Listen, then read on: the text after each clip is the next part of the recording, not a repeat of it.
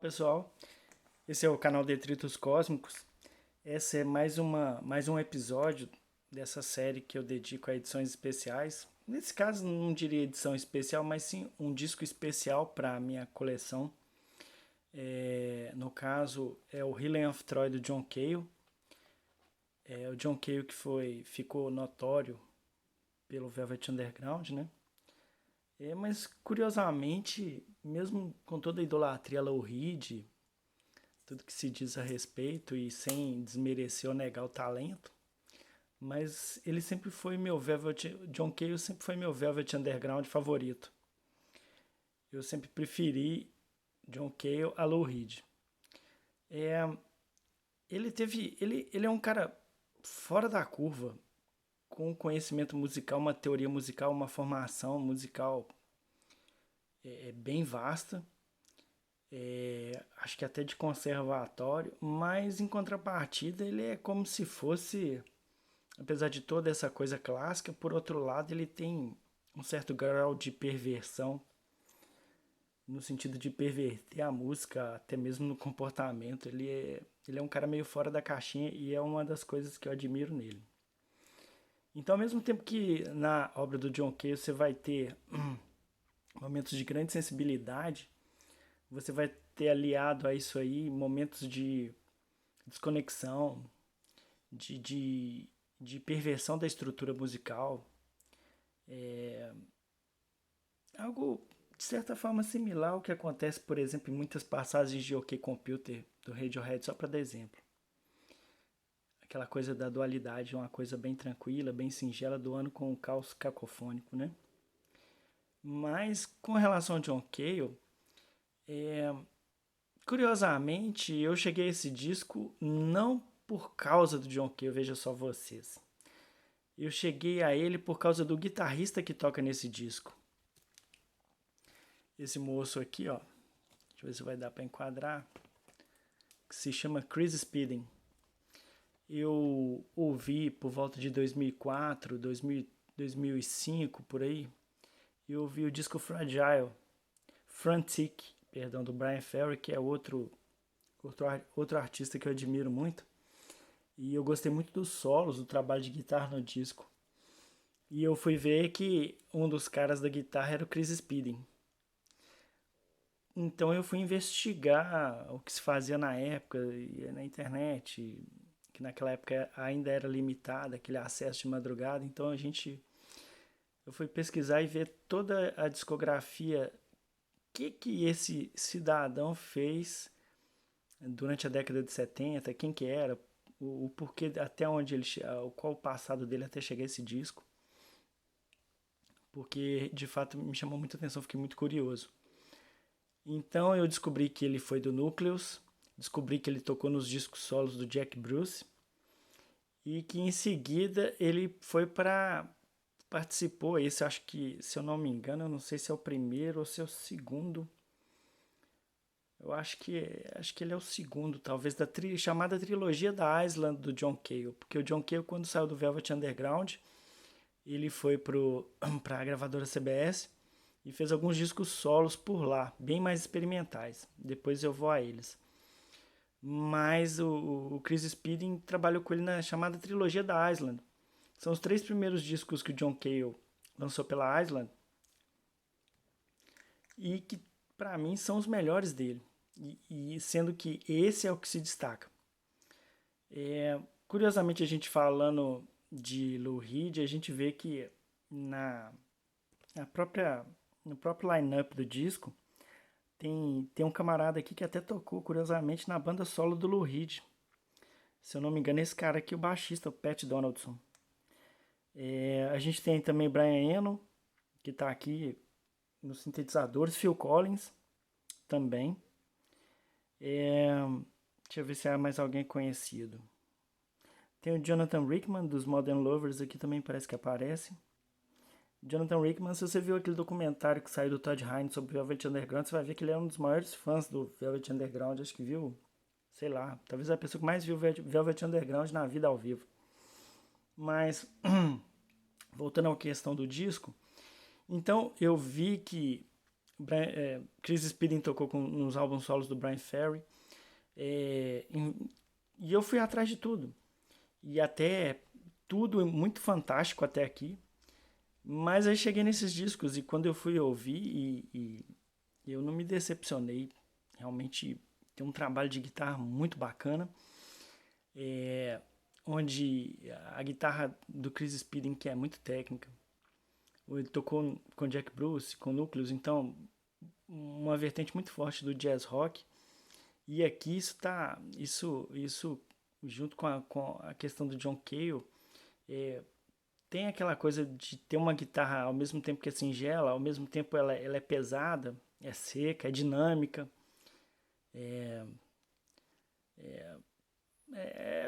Não saberia assim especificar detalhadamente não, mas eu recomendo. São músicas compactas, mas com muito lirismo, com uma estrutura agora pensando assim, muito parecida com as estruturas musicais do The Lamb Lies Down Broadway do Genesis, que tem tudo aquilo que as pessoas que gostam de progressivo apreciam, a boa melodia, as passagens classudas, digamos assim, instrumentais, destaque de alguns instrumentos, no caso aqui guitarra, o piano do John Cale, e ao mesmo tempo a gente tem elas são compactas, né? As músicas são curtas.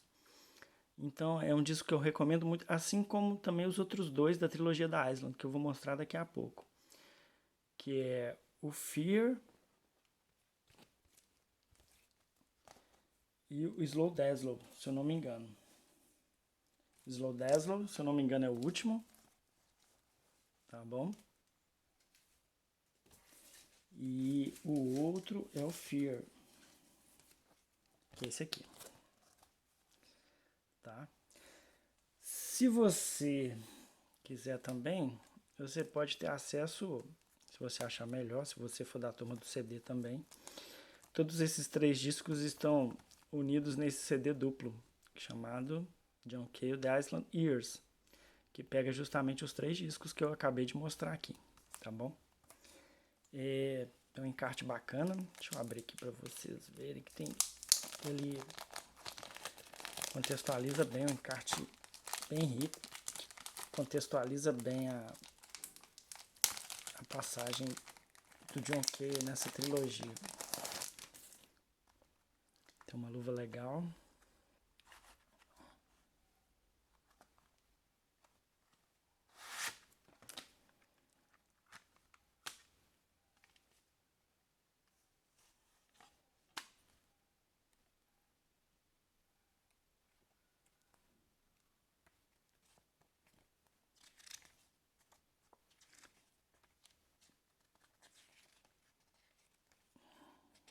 Bastante texto. Mas de todos os 3, eu sempre vou ressaltar que o meu preferido, inclusive, seria um dos que eu levaria para uma ilha deserta, sem sombra de dúvida, sem pestanejar, é o Helen of Troy, tá bom? Mas então, vamos a ele. Todos esses LPs que eu mostrei para vocês do John Cale, eles são, exceto o Slow Dazzle, eles são edições originais americanas, inglesas, originais de época, tá bom? Eu comprei todos eles lacrados, de época,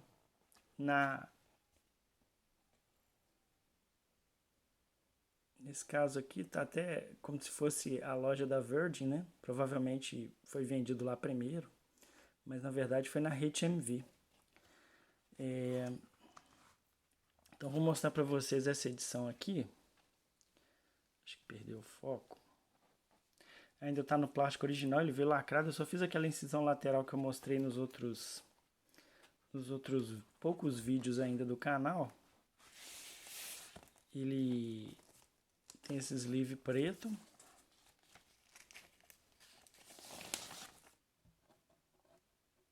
E aqui está o selo da Island. Inclusive uma versão do selo da Island, que é a versão original. Tipo, é aquela coisa que eu sempre disse para muita gente, que as primeiras prensagens, elas sempre vinham com um selo diferenciado, né? Esse selo da Island aqui, eu acho que é a única vez que eu vi. É, lembra uma história em quadrinho, meio pop art, né? Uma coisa assim. É um disco que eu até evito muito tocar, assim, só em ocasiões especiais mesmo. Que esse aqui de fato merece. É,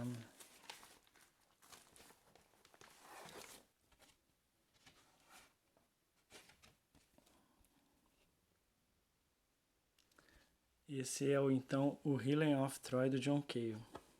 É um disco de, se eu não me engano, 76.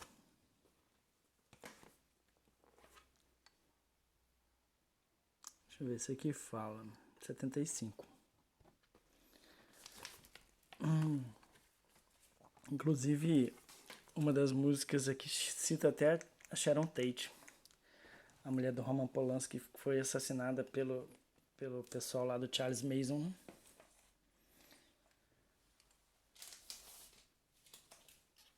Esse é o Fear.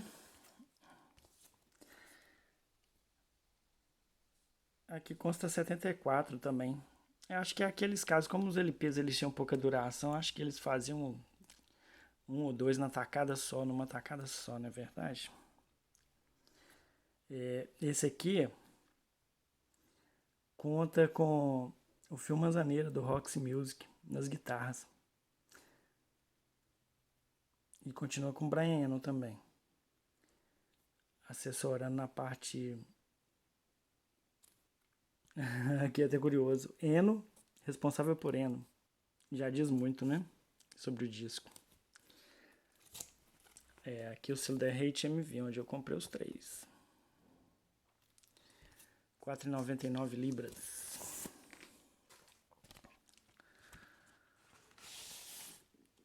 Aqui também padrão envelope preto. Novamente aquele selo estilo quadrinhos da Island.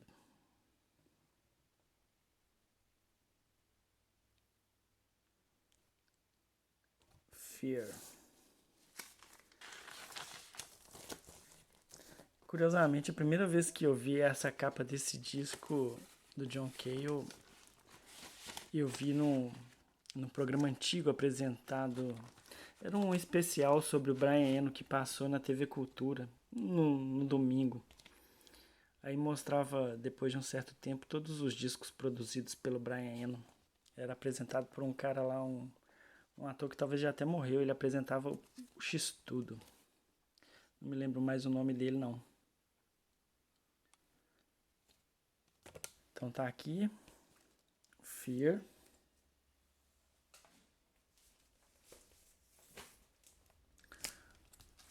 O Slow Dazzle eu adquiri na Amazon. Assim que ela veio pro Brasil, uma daquelas coisas assim que você nunca imaginava ver. Eis que tava lá, disponível na Amazon por um preço bacana. Quando o dólar não estava tão alto e o próprio produto vendido nela aqui tinha um preço atraente. Mas é uma reedição, tá? Por um selo oficialmente licenciado pela Island. 180 gramas. Chama Wax Catedral. Isso deve ser europeu. Depois eu vou até verificar aqui. Aqui não tem nenhuma menção, não. Ele é de 1975. Como eu imaginei, ele é o que fecha a trilogia.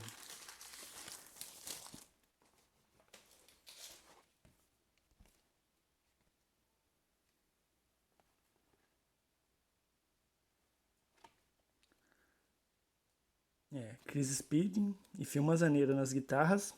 Pat Donaldson no baixo. Chris Thomas, que é o produtor dos álbuns clássicos do Roxy Music e dos discos solos do Brian Ferry, que também produziu Nevermind the Bollocks do Sex Pistols. Inclusive, acho que ele foi esfaqueado por isso. Grande prêmio. E continua com Eno nos sintetizadores.